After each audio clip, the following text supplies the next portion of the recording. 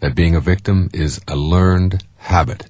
It is not your natural way of being. It is just something that you have accepted. So being able to pull your strings means changing around some expectations that you have for yourself. And that's the very beginning. That's the hardest part for most people. Some people just operate from weakness all their lives. Some people are victimized by the past or institutions or family. And I'm here to tell you in this tape that pulling your own strings is really an attitude shift. A shift away from having to be just like everybody else, having to fit in, having to do what you're told, having to listen to other people as the determiners of what your life is going to be, being intimidated by others, being bullied by others, being fearful of what might happen to you if you were to live your life the way you want to. I'm saying to you that you do not have to live that way. Because most people are victims not because the world is such a bad place and because there's so many bad guys out there. It's because people have accepted that role and have a set of expectations about where they fit in this world. And very often they believe that they fit in underneath someone else's thumb or being dictated to by someone else or keeping quiet when inside you're bursting to express yourself. That may be a role that you have learned and adopted. And there are other kinds of victim traps as well. You may be a very assertive, aggressive, outgoing person and still be victimized by a lot of the beliefs that you have. You may be victimizing yourself physiologically by abusing your body with addictive substances or with the wrong kinds of foods or not the proper exercise. You may be victimizing yourself through type A behavior where you're always in a hurry and always facing deadlines and never able to enjoy your life. That people wish always, as they get to the end of their life, that they'd spent more time with the people they love, that they had rearranged the priorities of their life so that they could live the kind of life that they want to. And I'm here to say that you can. What are the non-victim expectations? What kinds of expectations do victims have? Well, let me look at just a few of the major categories of these and the most important ones. The first is in your physical capacities and capabilities. What kind of expectations do you have about yourself physically? The kind of human being that you are, the kind of body that you have and that you've shown up in. Do you believe that it's limited? Do you believe that it has to be sickly? Do you believe that you don't have the capacity to heal it, to make it well? Do you believe that other people are stronger and can do things that you can't do? And once you get yourself aligned in a higher consciousness way about who you are and what you can do, your body just takes over. That is, your body fulfills its own perfect destiny. It is a temple. It is a temple that houses your soul and houses your mind. And keeping that body in maximum shape is something that any of us can do. But you've got to change around your expectations and not be a victim of it. There's also the whole notion of your mental capacities. So many people believe that they're just average, that they're only capable of doing mediocre kinds of things, that they're C students, if you will, that they fit in the middle somewhere. I believe there's a genius residing in you, and that genius is waiting to awaken. And the awakening process is really, once again, changing around your expectations, shifting your consciousness from a belief that you are average, or that you're mediocre, or that you can only accomplish a certain number of things, to shifting it to I am a creative genius. I am here on this planet for a reason. The whole universe is part of a perfection, a perfect system. There's an intelligence to the whole system. I believe the entire universe is part of a perfect intelligence that is making the whole thing work, invisible though it may be. And you are part of that. And there's no accident there. And you're here for a reason. And when you get your life onto purpose, you will find that your mental capacities begin to grow enormously. When you believe and expect that you are capable of handling anything in a mental capacity, when you know that in your heart and in your soul, then you no longer continue to think like a victim. Your emotional capacities. This is something that people victimize themselves with over and over and over again every single day. Again, notice the emphasis. People victimize themselves with. Other people will only victimize you if you allow them to. I believe that you choose your own feelings. Your feelings come from your thoughts. And if you can learn how to control your thoughts and understand that your thinking is what creates emotions in you, then you can choose the emotions you have. It may be the way that you normally would react, and maybe you'll continue to react that way. But it's still a choice. Your emotional reactions are choices. And when you know that, then you'll be able to catch yourself when you find yourself immobilized or out of control or being pushed around or victimized by your own emotional reactions.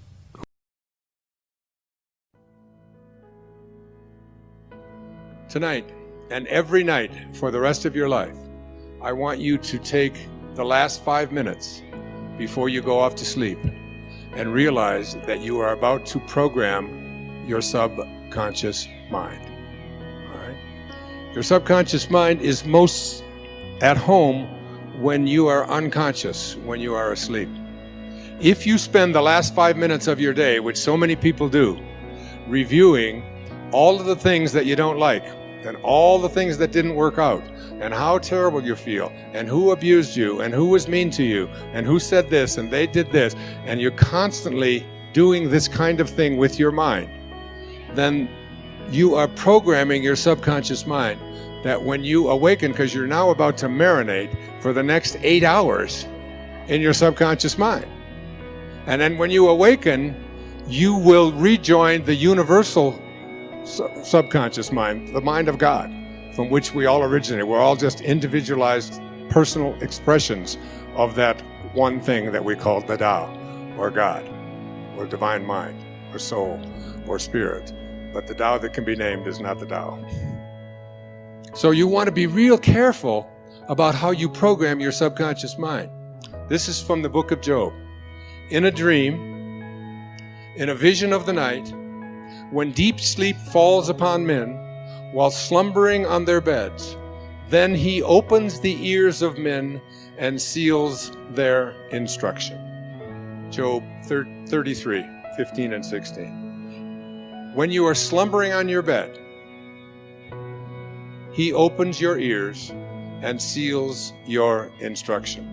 What you place into your subconscious mind as you are about to go into this deep slumber is all dependent upon what you do the last 3 or 4 or 5 minutes before you go off to sleep. You want to place into your imagination whatever you have placed into the I am that I spoke about earlier. I am well, I am content, I am peaceful, I am happy, I am prosperous, I am abundant, I am God, I am God, I am God. Because at the basic core, each and every one of us are just that.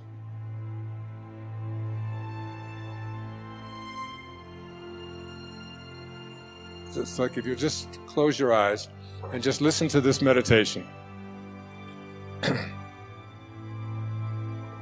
It's from the book 3 Magic Words. Here's what I'd like you to say to yourself at night.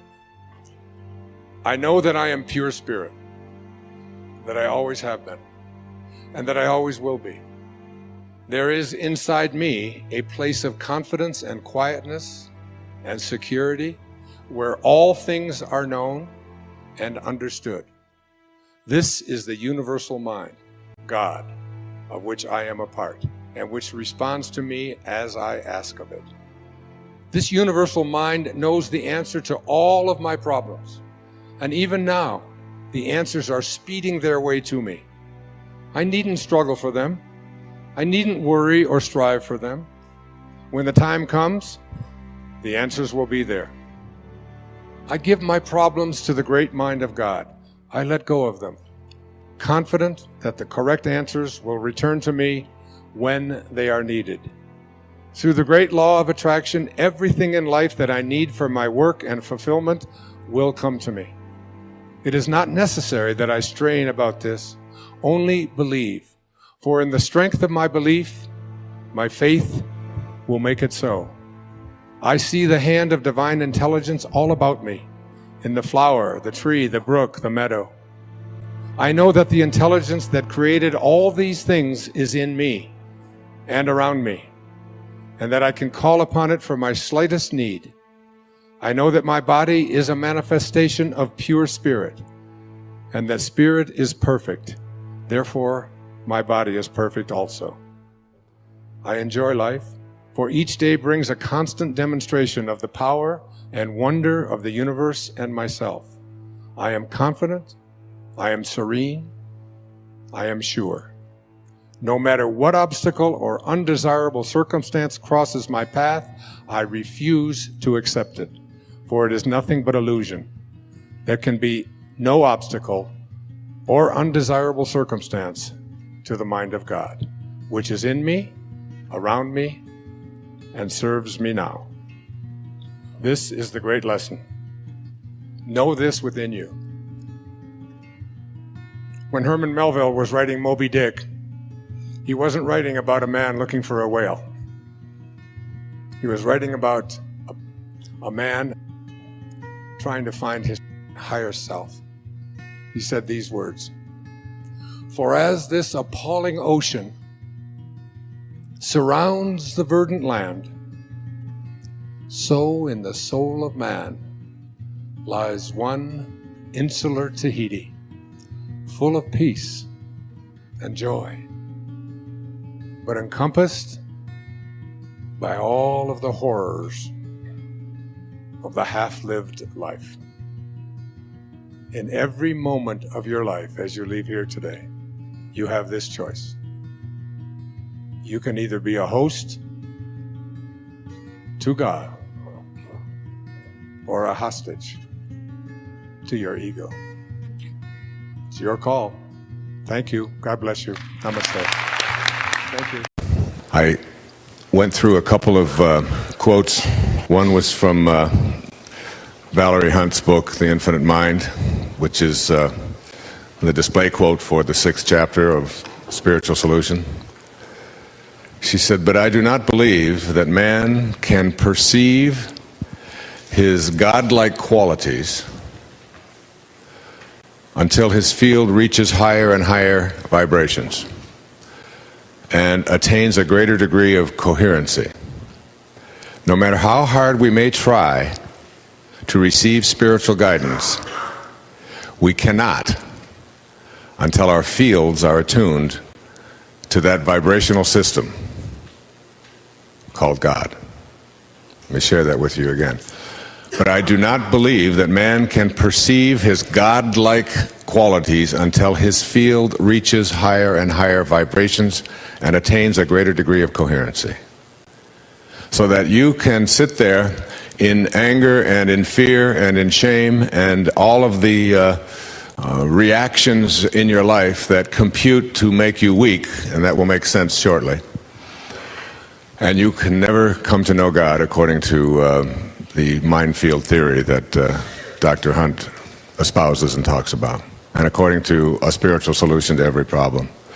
Because when you're not at peace, you have sent your body into a vibrational field of energy in which you have allowed your mind to create the error or the illusion that you and God are no longer connected. And that begins to take over. And as hard as you may try, and no matter what you may do, until you can raise the frequency at which you vibrate, until you can raise the energy level at which you experience life, and move out of the lower and slower frequencies and into the higher frequencies, you will not be able to access and negotiate the presence of a spiritual solution to your problems. You see, the intellect has trouble with this, because the intellect is the mind and the mind is the ego. If you ask most people, where is your center? Where are you centered? They will point to their head. Where do you originate from? Where is your source? Where is your ability to think and to process? They will point to their head, and they will say, it's in my brain. My brain is what makes me be able to think and be able to understand concepts and so on. If you ask a spiritual being, where is your source? Where is your center? What is it that gives you the ability to understand these great miraculous things? They will point to their heart. And so, heart consciousness is very different than head consciousness. The head consciousness is one which tries to analyze it, so tries to figure it out, and has a great deal of difficulty with it because it's coming from this position of separateness. The heart is your intuition. The heart is the part of you that says, I know and I trust, and it works for me, and I don't have to convince anyone else of it. And once you have this, even prayer becomes not like, most people think of prayer as like, God is like this huge vending machine in the sky, all right? And I put in my tokens, and I behave in a certain way, and certain things are going to come to me. But there's an authentic kind of prayer that is very different than this. And this kind of prayer is one in which your prayer is in communion with God rather than separation from. I turn it over to this higher part, but it's not something that I'm ever separate from. That's trust. That kind of trust, in combination with knowing that you're no longer afraid of being God. Know ye that ye are gods, and I am in you, and you are in me, and I am in the Father, and the Father is in me. It's like this is something that we are being taught, and yet we have been conditioned almost to subscribe to another idea which says that I am not trustworthy, I am separate from, I can't do those things. That has to be transcended. You have to understand that in terms of people using it to give fear to you. And our greatest fear is the fear that we're going to be alone, that we're going to be abandoned. But this universal intelligence that is everywhere, this divine intelligence that is universal, that is in all things, how can it abandon us? Wherever we go, it's there. When you trust in that and know it without any doubt, you begin to see it everywhere. You see it in the flowers. You see it in the sunsets. You see it in your babies and in your mother-in-law. You see it in all places. And what you're doing when you see it is you're recognizing that I am worthy, and I am important, and I am significant. Yes, I am connected to God. I am what God is doing. And that's the subject of the next principle. Honoring your worthiness to receive. Thank you. If you don't believe what goes around comes around, the next time you see somebody down, just smile at them. Just say hello and be friendly toward them. And you'll see that what you send out is what comes back. Now that law of the universe is so powerful that it affects every cell in your body. Every cell in your body. When you look at one cell in your body, ask yourself what makes the cell work. What makes a cell in your body work? Do you know what makes one individual little cell work? Harmony and cooperation. That's how cells work. An individual cell. If what's inside that cell, the electrons, the neutrons, and the protons, and all that physics stuff that's inside one, if any of them get out of whack and start not cooperating or not working in harmony, what happens to the cells around it? They're affected in some way, aren't they? When one individual cell is affected in a negative way, that is, when it loses its harmony, when it loses its cooperation, then it affects negatively those cells around it. And that's the disease, all right? And that spreads to another cell and to another cell. And before long, the harmony within you is, physiologically, is destroyed. There's two kinds of energy, supposedly, in every cell. One is the physics energy. Shirley MacLaine talks about this in her wonderful book, Out on a Limb. I recommend you read it. She talks about the physics of what is energy within one cell. And then that there's another kind of energy within a cell that scientists and physicists and chemists, none of us can figure out what it is, but it is what makes the whole thing work. They just call it the source. And that source, the nearest they can get to is love. or cooperation or harmony, what we call love, which is just love. It's just cooperating and being in harmony with. All right? That's what love is. And that is what makes every single cell work.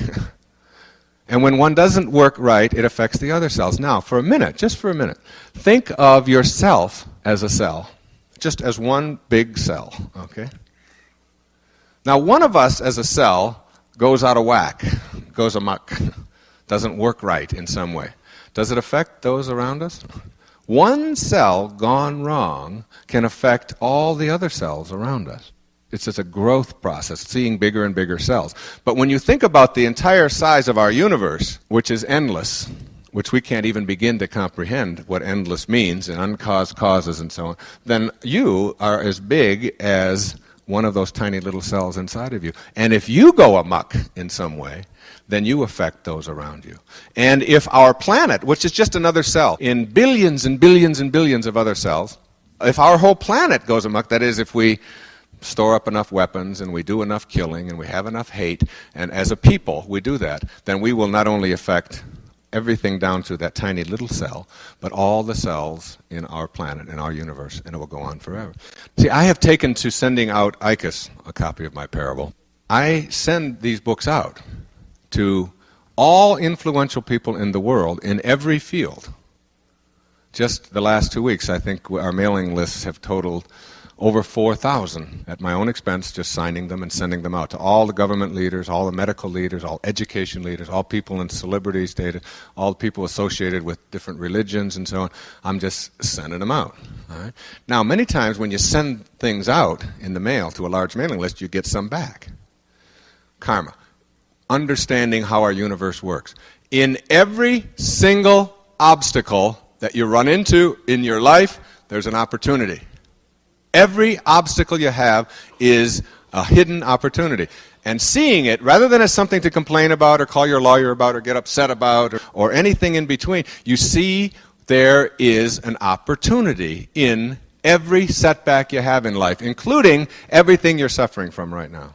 Everything, whatever it may be.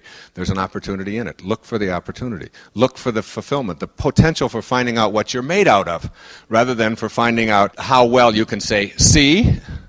I told you things weren't going to work out for me.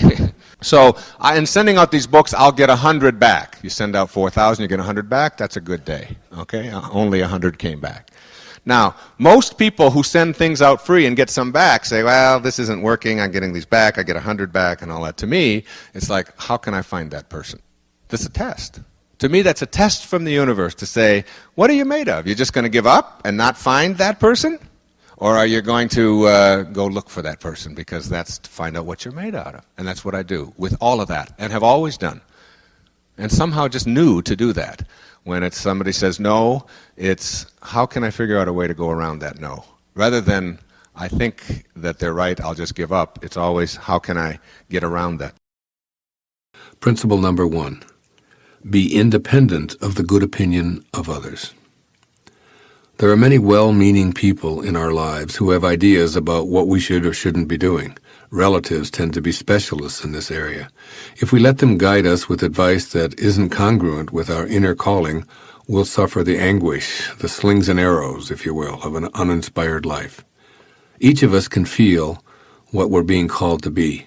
When we pay attention, we can hear our own impatient voices coaxing us to pay attention and complete the assignments we brought with us from the world of spirit.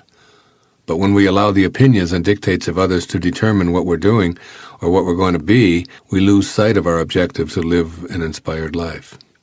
We need to determine for ourselves exactly how much we've allowed others to decide issues such as what we do, where we live, with whom we live, and even how we're treated.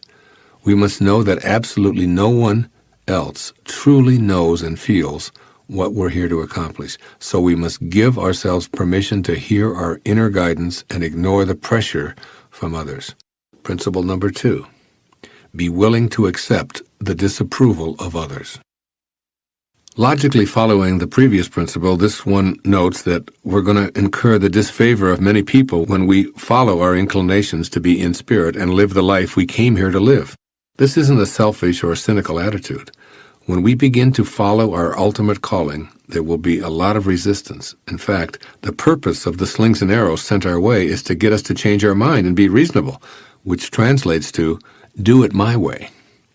However, as we gain the strength to ignore the pressure to conform, resistance will diminish and ultimately change to respect. When we steadfastly refuse to think, act, and conform to the mandates of others, the pressure to do so loses its momentum. Principle number 3, stay detached from outcomes. Inspiration doesn't come from completing tasks or meeting goals. In fact, that's the surest way to have it elude you. Returning to spirit, you see, is an experience of living fully in the present moment. Our purpose in life isn't to arrive at a destination where we find inspiration, just as the purpose of dancing isn't to end up at a particular spot on the dance floor. The purpose of dancing and of life is to enjoy every moment and every step, regardless of where we are when the music stops. Yoga Master Sri Swami Sivananda offered the only worthwhile goal I know of when he said that the goal of life is God realization. Now here's a goal that I can live with. After all, this allows me to live in spirit every moment of my life, while simultaneously thinking ahead to the next God-realized moment, and the next. As the great Indian sage Ramana Maharshi once remarked, there is no goal to be reached. There is nothing to be attained. You are the self. You exist always. Now this, to me, is real inspiration. Principle number 4. Know that we need nothing. No things to be inspired.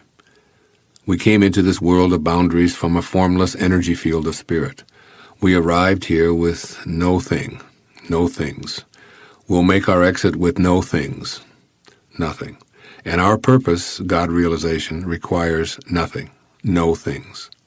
We are all that we need to be inspired and living on purpose, and the things that continue to flow into our lives are just symbols of the unlimited abundance of our source. In other words, these things have no value in and of themselves because everything in the physical world is changing and will dissolve back to nothingness anyway. When we tune in to what we know rather than what we see, we immediately find that every thought of God is repeated throughout the universe. We can watch as some things enter our lives and others leave, all the while remaining in spirit, knowing that all of those things have nothing to do with our state of inspiration. We need nothing more to be inspired, since we're connected to spirit already. The ancient Persian poet Omar Khayyam offered us these words, which summarize this principle that we don't need another thing to be inspired. It's all right here, right now. He said, forget the day that has been cut off from thy existence. Disturb not thyself about tomorrow, which has not yet come. Rest not upon that which is no more. Live happily one instant, and throw not thy life to the winds. Principle number 5. Don't die wondering. This principle is extremely important in working toward an inspired life because it motivates us to act. After all, we don't want to be full of regrets because we failed to heed our ultimate calling. Attempting to do something, even if it doesn't succeed, is inspiring because we don't tend to regret what we do, we regret what we didn't do. Even following a futile attempt, we're inspired because we know that we gave it a shot. It's wondering whether we should or shouldn't try something that leaves us feeling stressed and incomplete. Principle number 6. Remember that our desires won't arrive by our schedule.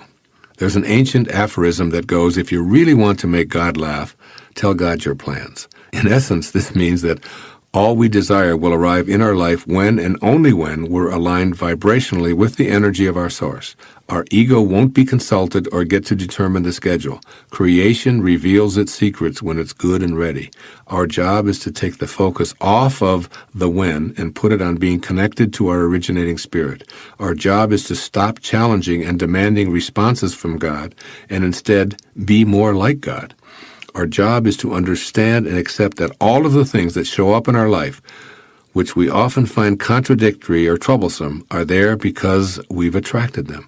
And we need to have these obstacles in order to clear an opening for our true spirit purpose to emerge. We can let go, surrender, and remind ourselves that all is in divine order. We're much more successful when we allow inspiration to flow in on God's terms than when we're impatient and demanding. As always, our job in God realization is to become more like God. That means surrendering to the timetable that's always perfect, even when it seems to be full of errors. Keep these 6 principles handy and access them anytime you find yourself lacking inspiration. Remember, too, that we're called to this world of inspiration, which beckons us to let go and let God. We grow up believing in so many limitations that after a while our lives actually manifest those limitations. We hear ourselves saying things that we accept as truth, when in fact they are misbeliefs that have turned into our truths. Here are 5 of those myths or misbeliefs that permeate our culture. 1. I can't help the way I am. I've always been this way. If you find yourself believing that you must always be the way you've always been, you are arguing against growth. You must shed the illusion that you cannot help the way you are. You must create a knowing within you that you have the power to create whatever kind of person you want to become in all aspects of your humanity. 2. It's my nature. I inherited who I am, and it can't be changed. To enter the realm of real magic, you will have to suspend such thoughts and become a spiritual being first. A being who has no limitations in the inner domain where boundaries are non-existent. 3. My personality is controlled by my chemistry and metabolism. This is a lie we hear over and over again, and it is repeated in some of the most prestigious circles, making it even more difficult to overcome. While scientists may in fact have a point about body chemistry, what they too often fail to address is what kind of control we have over our own body. Our body chemistry is always being affected by how we choose to think. I want you to take a look at the enormous power that you have in your mind for containing those enzymes or retraining them to work for you rather than against you. Here's misbelief number 4. My family is responsible for my personality. These kinds of pronouncements are the very sort of inner thoughts that will keep you from ever allowing miraculous changes to take place in your personality. You must know within that you not only have a choice today, but you have always had a choice concerning how you react to the influences of your family. The choice is always yours. Know that your family and your role within your family influence you today to the extent that you believe that they do. You must become the producer, director, and actor in the unfolding story of your life. 5. I can't escape my culture and times. If you believe that the culture determines who you are and what kind of a person you will turn out to be, then that will be your reality. On the other hand, everyone who has ever made a difference in the world has been an innovator. An innovator looks within and allows their conscience and commitment to a purpose decide who they will become. If you're going to follow your bliss and make a difference in the world, you will soon learn that you cannot follow the herd. Once again, it boils down to personal responsibility and a willingness to consult your own spiritual awareness, that higher invisible self that flows through you. As you think, so shall you be. These are the big 5 misbeliefs that make up the big lie that was thrust upon you from your earliest moments of consciousness. You must begin a program to overcome these illusions. As you now know, this entire program of creating miracles revolves around one single premise, that you become in the physical world that which you create in your invisible world. Here are the 6 keys to making yourself into the person that you choose for the purpose of fulfilling your heroic mission here. 1 is your personality. Create a fantasy in your mind and imagine exactly how you would like to be. Would you like to be more assertive, more loving and gentle, less anxious and nervous? For now, just know that all of these inner imaginings can be translated into physical behavior, for that is precisely what you've been doing all along anyway. Secondly, your talent. Just for a moment, visualize the optimal talent that you would like to have. Your choice to excel in any given area will be based upon your own personal interests. Your talent, like everything else about you, is a function of the invisible force that flows through your body. It is not in your hands, your genes, or any part of your physical apparatus. It is in the force that flows through all of your being. When you begin to know rather than doubt your talent, you will discover the necessary physical abilities to carry out your purpose. Third is your intelligence. How smart would you like to be? Would it take a miracle for you to be smarter intellectually than you already are? You are as capable as you need to be to fulfill your purpose. Your intelligence is infinite. Almost 20 years ago, I redefined intelligence in your erroneous zones. A truer barometer of intelligence is an effective, happy life lived each day and each present moment of every day. You are a genius. You can improve your arithmetic and reading skills. You can learn anything that you put your mind to. You are a spiritual being first and foremost, and you cannot put a number on that. Fourth, your habits and customs. Would you like to be able to change some of the things that you find yourself doing repeatedly but which do not serve you any longer? Use your magical powers of inner persuasion to challenge everything about yourself. Your personality is made up of the hundreds of habitual ways that you conduct the daily physical affairs of your life. You can change around your daily humdrum habits and get yourself fully involved in life, regardless of your income level or circumstances. Circumstances do not make a man. They reveal him, as James Allen reminded us in As a Man Thinketh. Learning to think in non-habitual ways is the essence of overcoming personality traits that no longer serve you. Fifthly, you're aging. Imagine for yourself the ultimate miracle, a slowing down, or even an elimination of the aging process. The way out of this trap, the real magic that is available to you, is located, as is everything else, in your invisible self, your mind. You can absolutely refuse to let an old person into your body. If you can work your mind in a genuinely magical sense, you can strongly affect the aging process of the cells composed of indestructible DNA. It is in your mind where that invisible intelligence works its magic that you must examine your attitudes towards aging. Do you think old thoughts? You can begin to rethink how you feel about having your individual cells deteriorate. And if you use your mind in a new way to develop a new knowing within, perhaps you will be able to affect that process that you have come to think of as inescapable. Your emotional health is another area. Your emotions are physical manifestations of your thoughts. The joy you experience is located in your physical body, and the chemicals that are present when you experience elation can be identified and quantified. You manufacture those chemicals in your own quantum pharmacy that begins with your mind. When you begin to heal the inner you and consult that inner voice constantly, you literally begin to alter your immune system. Emotions show up in your body as physical manifestations of your thoughts. Keep this in mind as we head toward the path of real magic. The sage emulates the natural philanthropy of the Tao, and all of his needs are fulfilled in the process. The ego is a demanding force that's never satisfied. It constantly requires that we seek more money, more power, more acquisitions, more glory, more prestige to provide the fuel that it thinks it must have. But living a Tao-centered life rather than an ego-centered one removes us from the rat race, as it offers inner peace and satisfying fulfillment. This is what I believe the wisdom of this verse of the Tao Te Ching is saying for the 21st century.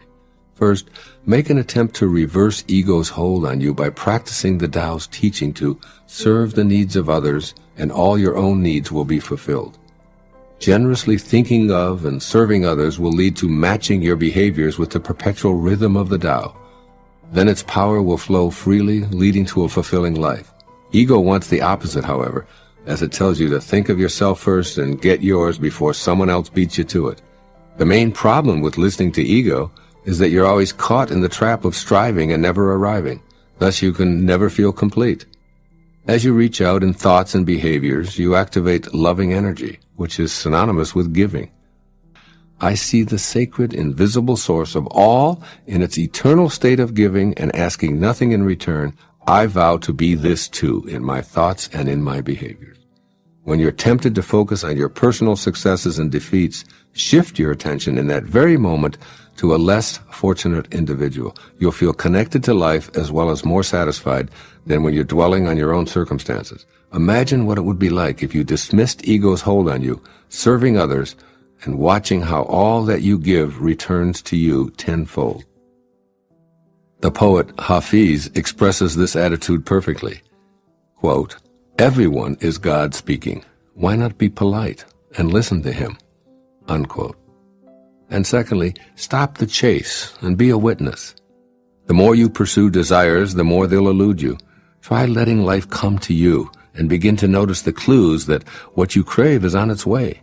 You're in a constant state of receiving because of the ceaseless generosity of the eternal Tao. The air you breathe, the water you drink, the food you eat, the sunshine that warms you, the nutrients that keep your body alive, and even the thoughts that fill your mind are all gifts from the eternal Tao.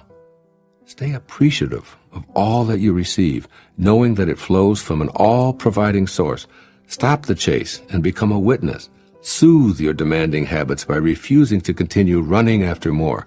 By letting go, you let God. And even more significantly, you become more like God and less like the ego, with its lifetime practice of edging God out, E-G-O. Extend your perspective beyond the sensory level. Your inner conviction knows that a rose is more than a flower, as it offers a pleasant fragrance and velvety petals. Use that knowing to perceive the creative invisible force that brings an intricate blooming miracle from nowhere to now here. Experience the essence of the Creator who allowed this blossoming masterpiece to emerge from a tiny seed. Note that the seed arrived from what we can only refer to as the world of formless nothingness or spirit. See that spirit animating the colors, the scents, and textures, and look at all of life from a transcendent perspective. You'll be less inclined to join the chase and more inclined to live from the inner conviction that your true essence is not of this world. Discontinue pressuring yourself to perpetually accumulate more. Let others be consumed with the chase if they choose to, while you learn to relax. Rather than focusing outward, turn inward. Cultivate awe and appreciation as inner touchstones rather than an outer determination for more adoration and accumulation. When you see a beautiful sight, or hear an enchanting sound, or taste a mouth-watering delicacy, allow yourself to think of the miracle within these sensory pleasures. Be like the master who prefers what is within to what is without. Allow things to come and go without any urgency to become attached to this ephemeral world of comings and goings. Do the Tao now. Be on the lookout for ego demands for an entire day. Decide to diffuse as many of them as you can comfortably, perhaps by assigning them an intensity grade. Living beyond ego situations that are easy to accomplish gets a low number, while those requests that are difficult to quell get a higher number. For example, let's say that your mate drives right on by, or you watch him or her take a different route than you ordinarily do. Silently witness the degree of discomfort with your decision not to say anything. Did ego let you know its preference? Or if you have a conversational opportunity to display your specialized knowledge or describe a situation where you were the recipient of honor or success, note how uncomfortable your decision to remain quiet felt. Again, did ego let you know its preference? As Lao Tzu says in this verse, quote, "Through selfless action, fulfillment is attained. By holding back ego's demands, even for a few moments, you'll feel more and more fulfilled." Unquote. In the Tao, it says that a victory in war is to be celebrated by mourning, because it still gives evidence that we have not found our divine nature. If you love those who love you, what virtue lies in that? Even the morally weak love those who love them. And if you're good to those who are good to you, what virtue lies in that? Even the morally weak do that. Love your enemies. Be good to them. Share with them without expecting anything in return. Then your reward will be rich, and you will be sons of the Most High. He is kind to the ungrateful and the wicked. Be compassionate like your Father. How much of that do we practice on our planet? Divine love is a love that we have inside of us because it's the only thing we have to give away. That's all we can give away. Again, Patanjali, when you are steadfast, this is who Jesus was. This is who Rumi was. This is who Shams of Tabriz was. This is who Muhammad was. This is who Buddha was. When you are steadfast, which means there's no ego, when you are steadfast in your abstention of thoughts of harm directed towards yourself and others, that all living creatures will cease to feel fear in your presence. That's who St. Francis was. I've been to Assisi. Some of you were there with me. How many? Who was there? Look, so many of you were there with us last year, just a year ago, a little over a year ago. Do you remember the lecture in Assisi? When I stood there and St. Francis just entered my body, and literally I just lost it. I couldn't speak for 7-8 minutes. It was overwhelming, the love. And everyone in the room just stood up and just held their hands out. It was, you can reach this level of consciousness. There's a great Indian poet. His name was Tagore, Rabindranath Tagore. In 1927, he wrote a collection of poetry called the Gitanjali. This is what he said about the ego. I went out alone on my way to my tryst. But who is this me in the dark? I step aside to avoid his presence, but I escape him not.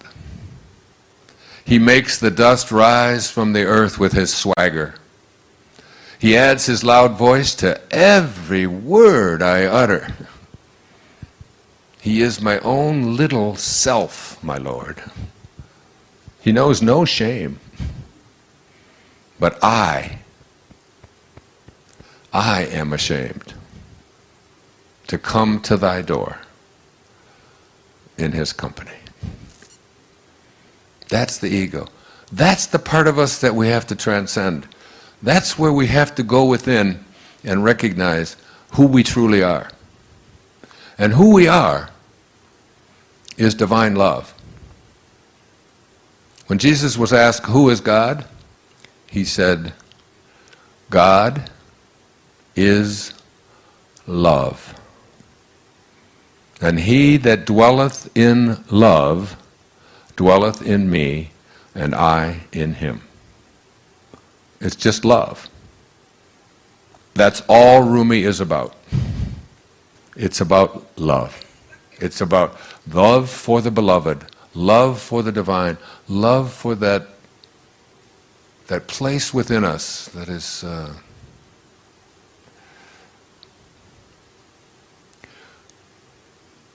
is our excitement. It is our God. It's what God is. Whatever excites you is the part of you that is saying, this is my Dharma, this is what I'm here for. And you know what it's always about? It's always about serving. The miser who loves his gold gets no love from the gold. There's no love in gold. The reason the miser is so exquisitely happy with his gold is because of the outpouring of love that he has for it. That's what he feels.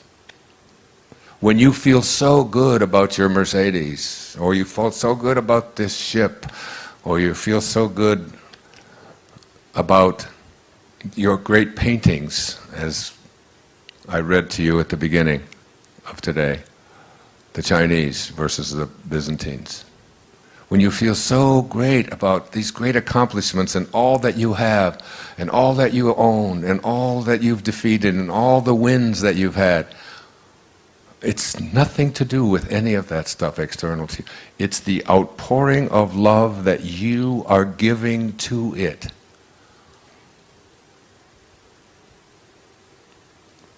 And you can't have love in your life, and you can't give it away unless that's what you have inside. Verse 40 of the Tao says, it's all about returning. It's all about returning. Returning to what? Returning to the place from which you originated. The first 9 months of your life, you lived inside of your mother's womb in water. And during those whole 9 months, nobody could get in there and mess around with you. Nobody could get in there and get you to worry about anything. You didn't have sonograms that you'd look at and say, my God, I don't have a nose yet. What the hell's going on? I sure hope I get a nose. And you got into nose therapy and you worry about it. Oh, what if it doesn't happen? You don't do that. And all of a sudden, perfectly, it all unfolds in exactly the way it's going to unfold, independent of your opinion about it. You're not doing anything. Nothing is left undone. You're being done. You're being completed. And you were totally, completely at peace with it. You were surrendered to it. You allowed it. It wasn't a struggle. It wasn't. And then you popped out of there. And then you said, thank you, God. Thank you, Tao. Thank you, Source. We'll take over from here. And that was the biggest mistake. All of a sudden, you took over. And you edged God out. E-G-O. You edged God out. And you took on an ego, didn't you? And what is an ego? It's just an idea. Just an idea about who you are. Instead of being a piece of God, a piece of the Source, you decided, and those around you decided, that you were something different. And if you studied quantum physics, and you took the tiny little particle that began you, and you tried to find out where it came from and reduced it down to its tiniest subatomic properties, ultimately you would discover what Lao Tzu knew. That it's the spirit that gives life. That you didn't come from a particle. That particles do not create particles. Particles do not come from particles. Originally, all particles come from an energy. A field of energy that has no beginnings and no ends and no boundaries. And that's who you are. And returning back to that, and letting go of the idea that who you are is what you have, and who you are is who you control. I don't think there's any more all-pervasive theme in the Tao Te Ching than the idea of being a non-interferer. Do you, Stephen? I mean, isn't it? It's about not interfering, isn't it? It's about letting go. It's about allowing. It's about detaching. And I watch, and I've become much more of an observer, even on airplanes. I was in London 5 days ago. And I don't know if you've flown in and out of Heathrow lately, but things have really changed. You know, we couldn't take anything on the plane. The terrorists, whoever they are selling fear, and we respond with more fear. Every time you use force, you create a counterforce, and then another counterforce, and before you know, and the Tao teaches us all. I mean, one of the great lessons in the Tao is that any country that has its primary resources and its energy placed on building weapons is not of the Tao. And those countries that have their consciousness located in the Tao put their energy into tractors and building homes and growing food, not building weapons. I saw a movie not too long ago with Nicolas Cage about warlords or something, the Lords of War, I think it was something like that. One of those alarming things about how much energy we are in the world creating, energy to destroy ourselves. That we have literally created from our consciousness enough weaponry on this planet to eliminate all life within just a few moments. It's all there. It's all there for us. We've allowed ourselves to move so far away from the great teachings of the great spiritual masters. And we believe that we're a Christian nation or that we're a spiritual nation when we find ourselves having moved away from these simple principles and then getting upset with other people because we can have these kind of weapons, but they can't. And we don't look hard enough at ourselves and all the ways that we have deflected ourselves from the greatest teachings of all of the great spiritual masters. That those who understand the way understand that we show up here from an invisible source, and our whole objective in being here is to return to it. It's a return trip. And constantly I call this the state of God realization. That it's within each and every one of us. If we decide that we're going to make this return trip and live a God-realized life, this idea of a God or a source or a spirit or an intelligence that is not something that is external to you, but that in fact is you, is the source of all of us. In the Tao, they call this the world of the 10,000 things. And the 10,000 things is just the ultimate number to represent everything that is in the material world.